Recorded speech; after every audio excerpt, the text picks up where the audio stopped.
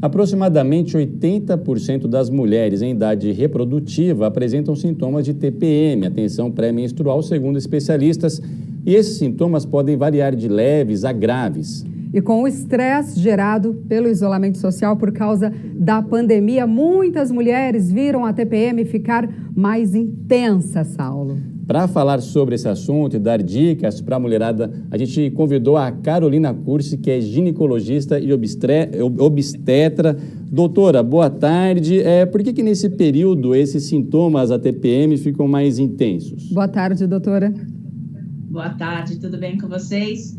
É importante a gente conversar um pouquinho, né, sobre a TPM, já que a incidência é muito alta, é 80% das mulheres, e podem desenvolver mesmo sintomas da TPM. Por conta dessa pandemia, elas podem realmente apresentar uma piora da sintomatologia.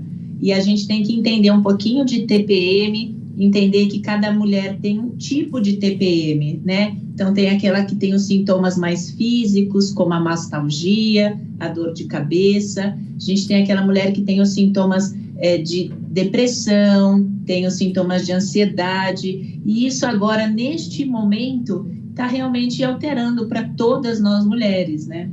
Doutora, a senhora falou sobre os tipos de TPM. Estudos apontam mais de 300 sintomas, é isso? Dos sintomas eles se dividem em mais de 300, né?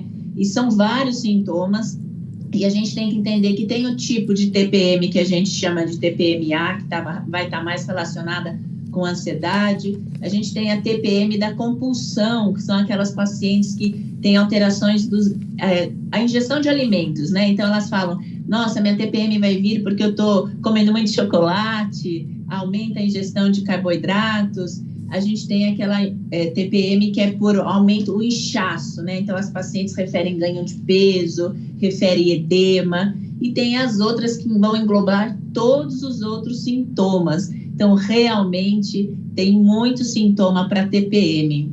A gente fala da tensão pré-menstrual, partindo para o lado mais psicológico.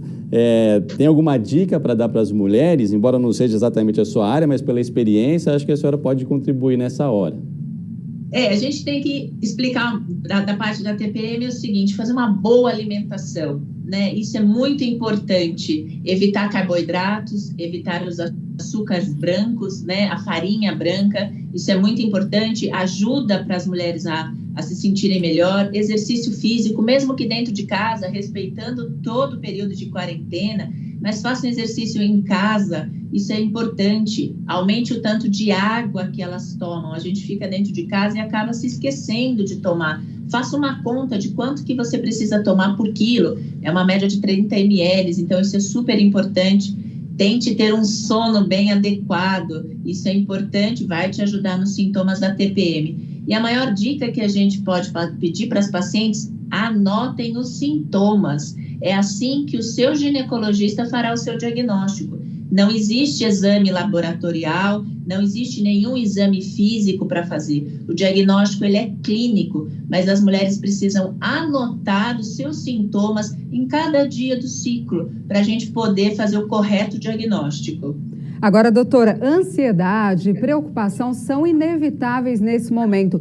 Isso pode alterar o ciclo menstrual e, consequentemente, o período de TPM?